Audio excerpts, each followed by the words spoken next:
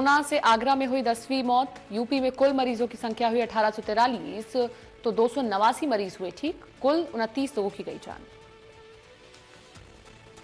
RSS प्रमुख मोहन भागवत ने press conference की, सभी लोगों से घर में रहने की अपील की। साथ ही मोहन भागवत ने लोगों से कहा कि घर में रहकर लॉकडाउन और सोशल डिस्टेंसिंग का पालन करें, घर में रहकर ईश्वर से प्रार्थना करें।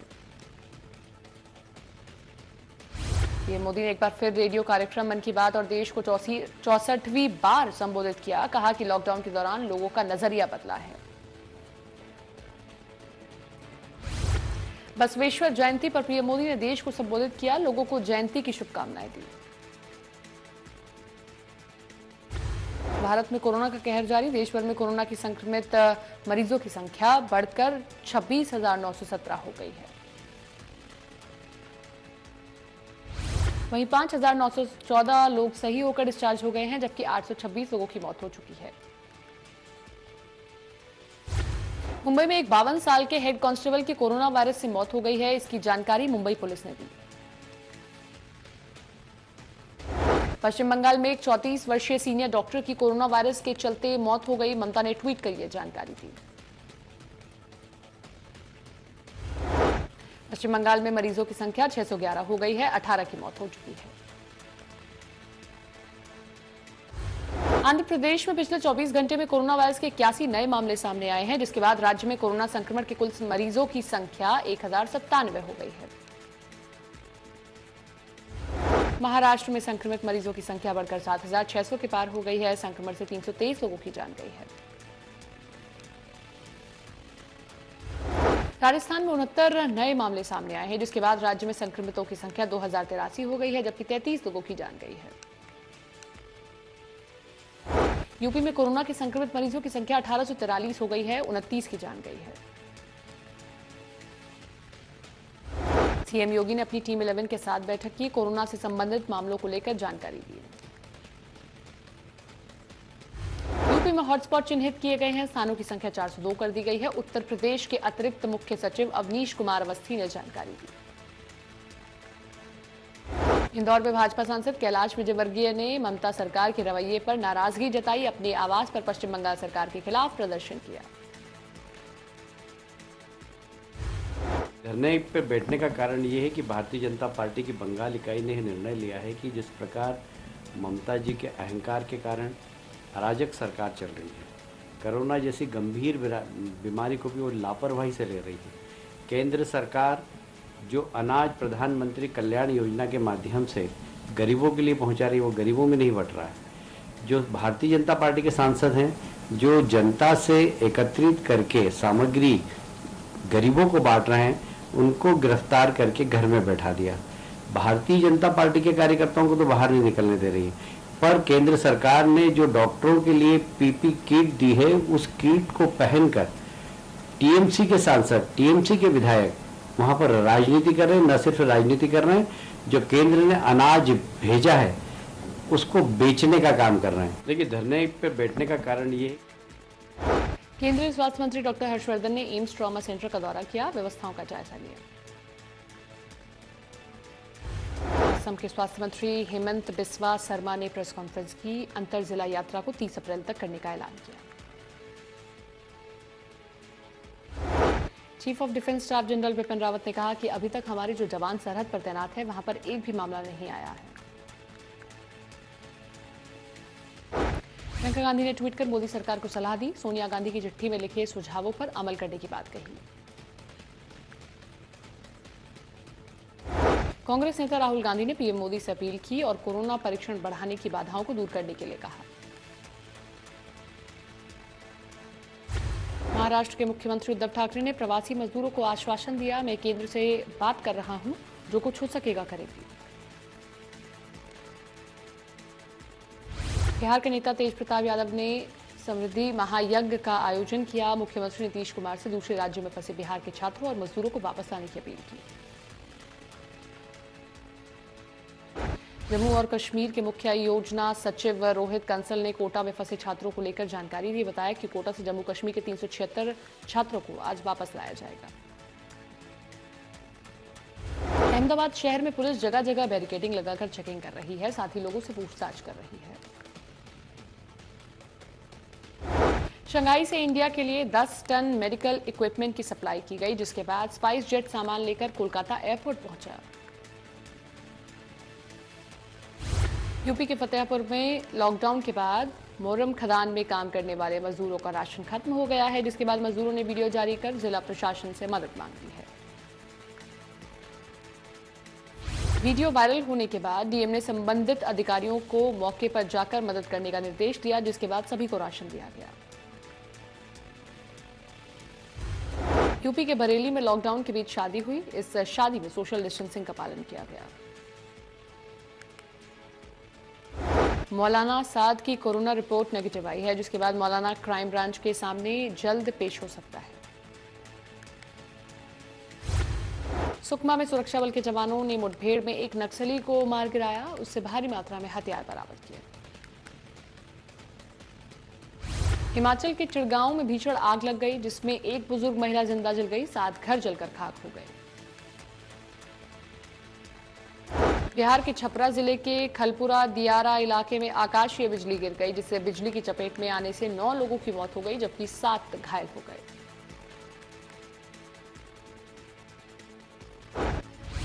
दुखद घटना हुई है। खलपुरा पंचायत है यहीं सदर प्रखंड में, तो उसमें 15 से ज़्यादा लोग एक साथ इकट्ठा थे खेती के काम के लिए। जैसे लोग किसान जाते हैं खेत में, उसी क्रम में ठनका गिरने से 9 लोगों की बहुत दुखद मृत्यु हुई है और 7 लोग जो हैं वो इंजर्ड हैं, सभी का इलाज चल रहा है।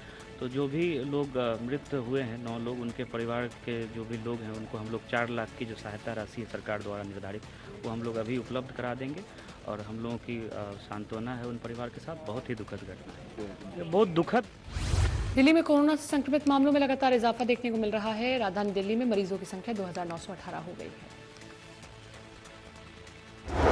869 मरीज ठीक हुए हैं। 54 लोगों की इस बीमारी में जान जा चुकी है। दिल्ली के हिंदूराव अस्पताल की एक नर्स कोरोना पॉजिटिव पाई गई, जिसके बाद अस्पताल को पूरी तरह से सील कर दिया गया।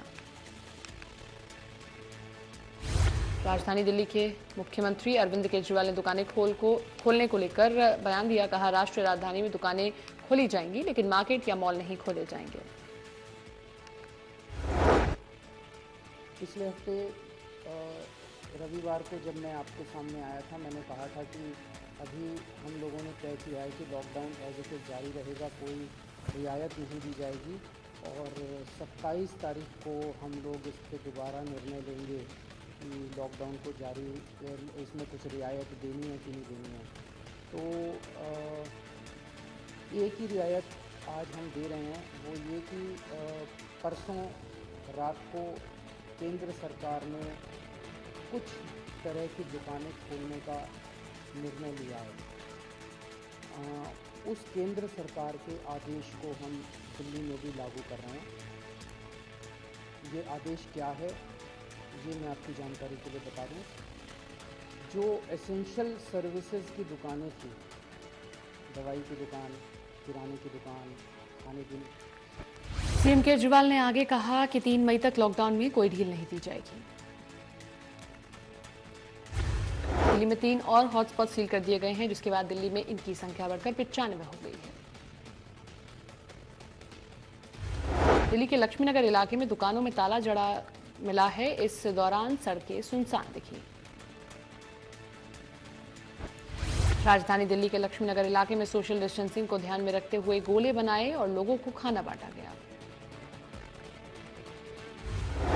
दिल्ली की डिफेंस कॉलोनी में प्रवासी लोगों को ब्रेकफास्ट दिया गया। इस दौरान लोग सोशल डिस्टेंसिंग में नजर आए। दिल्ली की आजादपुर मंडी में कोरोना संक्रमित मिले व्यापारी के बाद सख्ती बढ़ा दी गई है। गेट पर पुलिस के जवानों को तैनात कर दिया गया है। गाजियाबाद के सिहानी गेट इलाके में पकड़ी गई शराब के मामले में अब तक 9 लोगों को गिरफ्तार किया गया। 13 लोगों पर मुकदमा दर्ज किया जा चुका है। की अवैध बिक्री के खिलाफ जनपद में पूरा अभियान निरंतर जारी है और इसी क्रम में जो पुलिस जगह जगह चेकिंग कर रही थी, वहीं एक संदिग्ध व्यक्ति दिखा जिसके पास से एक पेटी अवैध शराब उसकी कार में मिली है जानकारी करने पर पता चला कि उसने गोडाउन से सिहानी गेट क्षेत्र अंतर्गत एक गोडाउन से वो शराब जो है खरीदी थी। वहाँ पर जब पुलिस ने रेड किया है तो वहाँ पर 9 लोगों को अरेस्ट किया गया, जिसमें 7 लोग स्टाफ के, एक सुपरवाइजर और एक खरीदार मौके पर गिरफ्तार हुआ है। वहीं बिक्री की रकम भी है जो लगभग 3,35,000 रुपये है, उसको बरामद कर लिया गया है। शराब की अवैध बिक्री के खिलाफ जनपद में उत्तर पूर्वी दिल्ली के उस्मानपुर के ब्रह्मपुर इलाके में हुई हत्या की पुलिस ने सुलझा ली है। मामले में एक आरोपी को गिरफ्तार किया है। राजधानी दिल्ली के इलाकों में झमाझम बारिश हुई, जिससे मौसम बिल्कुल खुशनुमा हो गया। हरियाणा में कोरोना के मामलों में इजाफा हुआ, जिसके बाद प्रदेश में मरीजों की संख्या बढ़कर 296 हो गई है। वहीं अब तक 199 मरीज ठीक होकर डिस्चार्ज हो गए हैं। 3 की मौत हो गई है। फरीदाबाद में 2 नए केस आए सामने, जिसके बाद कोरोना के कुल 45 संक्रमित मामले हो गए हैं।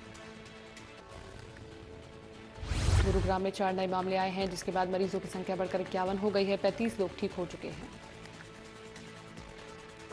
हिसार में एक और कोरोना पॉजिटिव मिला, जिसके बाद जिले में कोरोना पॉजिटिव की संख्या 4 हो गई। 2 ठीक हो चुके हैं। महेंद्रगढ़ में स्टेशनरी के दुकानदारों ने दुकानें खोली, सरकार के निर्देशों का पालन किया।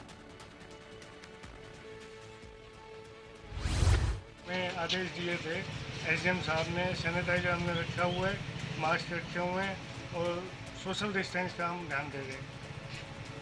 तो जैसे कि जो स्टेशनरी के आदेश थे किताबों के थे, बुक्स किताबों दोनों के जी।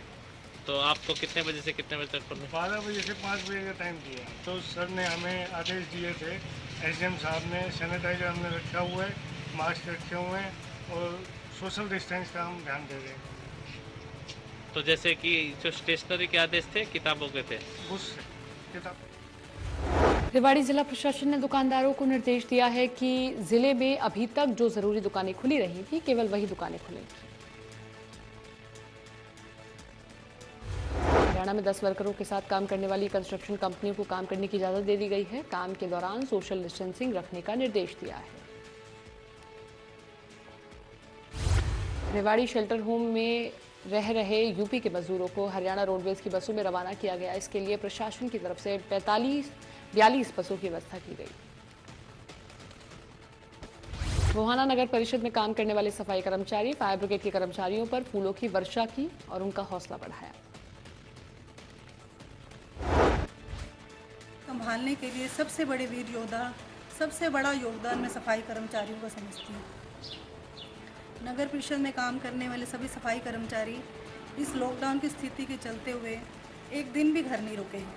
घर घर से कूड़ा उठाना, साफ सफाई का काम करना। अगर ये सफाई कर्मचारी भी घर बैठ जाते तो मैं समझती हूँ कि इस स्थिति को संभालना बड़ा मुश्किल हो जाता। इसके लिए हमने सभी सफाई कर्मचारियों को सम्मानित किया। इस स्थिति को संभालने के लिए सबसे बड़े पलवल पुलिस ने लॉकडाउन को लेकर चेकिंग अभियान चलाया। कई वाहनों के चालान काटे, जब्त किए। अभी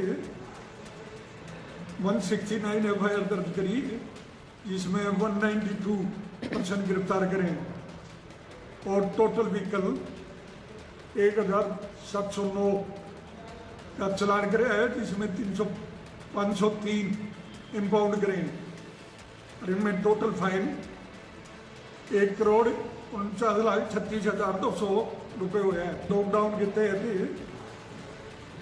169 एफआईआर दर्ज करी, जिसमें 192% गिरफ्तार करें और टोटल व्हीकल 1,007। यूपी से कैंटर में भरकर मोहाना मंडी ले जाया जा रहा है गेहूं को पलवल पुलिस ने पकड़ लिया। आरोपी चालक को गिरफ्तार कर लिया। राजवीर नाम के एक व्यक्ति है जिससे ये गेहूं लेकर आया था और मोहना मंडी में बेचने के लिए लेकर जा रहा था, जो अनैतिक है। प्रतिबंधित होने के उपरांत सरकार के आदेशों की अवहेलना करना, सरकार के आदेशों को न मानना, लाभ की नीयत से दूसरे राज्य से दूसरे राज्य में गेहूं बेचना, ऐसा होने पर इनके विरुद्ध विभिन्न धाराओं में मुकदमा दर्ज करके तफ्तीश अमल में लाई जा रही है। राजवीर नाम के एक व्यक्ति है जिससे ये गेहूं लेकर आया था और मोहना मंडी में बेचने के लिए लेकर जा रहा था, जो अनैतिक है। प्रतिबंधित होने के उपरांत सरकार के आदेशों की अवहेलना करना, सरकार के आदेशों को ना मानना, लाभ की नीयत से दूसरे राज्य में गेहूं बेचना, ऐसा होने पर इनके विरुद्ध विभिन्न धाराओं में मुकदमा। नगरी कुरुक्षेत्र के कस्बा बाबेन में तेंदुआ दिखने से हड़कंप मच गया, जिसके बाद सूचना पर वन विभाग की टीम पहुंची, तेंदुए की तलाश शुरू की।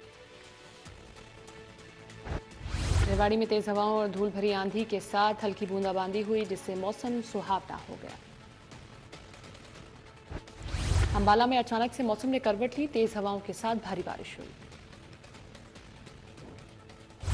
कुरुक्षेत्र में जमकर बारिश हुई, जिससे मंडी में रखा सारा गेहूं भीग गया। अमेरिका में कोरोना का कहर जारी। अमेरिका में अब तक 54,200 से ज्यादा लोगों की इस बीमारी के चलते जान चली गई है। अमेरिका में कोरोना महामारी की चपेट में 9,60,000 से ज्यादा लोग आ चुके हैं। राहत की बात यह है कि 1,18,000 से ज्यादा सही हो चुके हैं। स्पेन में कोरोना का कहर बढ़ता जा रहा है। स्पेन में कोरोना वायरस से मरने वालों की तादाद 22,900 से ज्यादा हो गई है। 2,23,000 से ज्यादा लोग इस महामारी से संक्रमित हो चुके हैं। स्पेन इस बीमारी से दुनिया के 3 सबसे ज्यादा प्रभावित देशों में शामिल है। फ्रांस भी कोरोना की चपेट में है। फ्रांस में अब तक कोरोना वायरस के 1,61,000 से ज्यादा मरीज हो गए हैं। 44,500 से ज्यादा लोग ठीक हो चुके हैं, जबकि 22,600 से ज्यादा लोग अपनी जान गंवा चुके हैं। पाकिस्तान में कोरोना वायरस के 12,723 मामले सामने आए, जबकि 269 लोगों की जान चली गई है।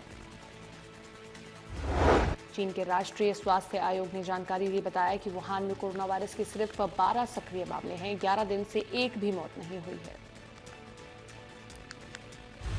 ब्रिटेन के पीएम बोरिस जॉनसन सोमवार से काम पर लौटने के लिए तैयार हैं। कोरोना वायरस से संक्रमित होने के बाद बोरिस जॉनसन 2 हफ्ते तक अस्पताल में रहे।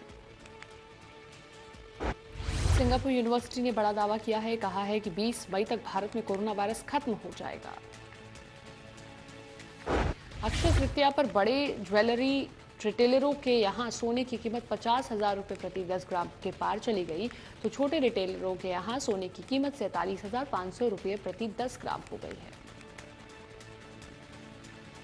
ऑनलाइन बैंकिंग को लेकर एसबीआई ने अपने ग्राहकों को आगाह किया और ओटीपी, बैंक डिटेल्स की मांग करने वाले किसी भी लिंक पर क्लिक न करने की अपील की है। साथ ही एसबीआई ने अपने ग्राहकों को बताया कि नगद इनाम, नौकरी देने जैसे दावों वाले फर्जी एसएमएस, ईमेल, फोन कॉल और विज्ञापन पर कोई भी ध्यान न दे। बैंक ऑफ बड़ौदा ने सुडूर में बैंक सहायकों के हित में बड़ा कदम उठाया। कोरोना से मृत्यु होने पर 10 लाख रुपए देने की राशि देने का फैसला लिया है। बैंक ऑफ बड़ौदा सहायकों को 60,000 रुपए का हेल्थ इंश्योरेंस कवर देने की घोषणा की गई है। बैंक ऑफ बड़ौदा ने इस संबंध में एक बयान जारी कर इस बात की जानकारी दी है। वित्त आयोग की सलाहकार परिषद ने सरकार को सुझाव दिया कि मार्च 2020 से पहले के जीडीपी अनुमान पर फिर से विचार करने की जरूरत है। सलाहकार परिषद ने कहा कि अर्थव्यवस्था पर लॉकडाउन का असर होगा, वित्तीय संस्थानों का कैश फ्लो प्रभावित होगा, वैश्विक मंदी की वजह से भारतीय उत्पादों की मांग भी घटेगी। कार निर्माता कंपनी स्कोडा, फॉक्सवैगन और रेनो एमजी मोटर ने अपने कर्मचारियों को आश्वासन दिया और सैलरी और नौकरी सुरक्षित रखने का वादा किया। देश में पेट्रोल डीजल की कीमतों में बदलाव नहीं हुआ, जिसके बाद पेट्रोल डीजल के दाम पुराने स्तर पर बने हुए हैं। पेट्रोल 69.59 रुपये प्रति लीटर के हिसाब से बिक रहा है। डीजल 62.29 रुपये प्रति लीटर की दर से बिक रहा है। ऑस्ट्रेलिया के पूर्व गेंदबाज ब्रेट ली ने सचिन तेंदुलकर के शतकों के रिकॉर्ड को तोड़ने वाला खिलाड़ी का खुलासा किया और कोहली को रिकॉर्ड तोड़ने वाला बल्लेबाज बताया। ब्रेट ली ने कहा कि अगर विराट अपनी फिटनेस और फॉर्म आने वाले 7-8 साल बरकरार रखते हैं तो वो निश्चित ही मास्टर ब्लास्टर सचिन के रिकॉर्ड को तोड़ सकते हैं। ऑस्ट्रेलिया और न्यूजीलैंड क्रिकेट बोर्ड ने इंग्लैंड क्रिकेट बोर्ड को घरेलू मैचों का आयोजन कराने का ऑफर दिया है। ईसीबी ने ये जानकारी दी है। ईसीबी के मुख्य कार्यकारी टॉम हैरिसन ने कहा कि उन्हें ऑस्ट्रेलिया और न्यूजीलैंड क्रिकेट बोर्ड ने काउंटी और लिस्ट ए समेत घरेलू मैचों की मेजबानी की पेशकश की है। ऑस्ट्रेलिया के साथ 5 मैचों की टेस्ट सीरीज के आयोजन पर बीसीसीआई ने बयान दिया और टेस्ट सीरीजों पर कुछ भी कहने से इनकार कर दिया है।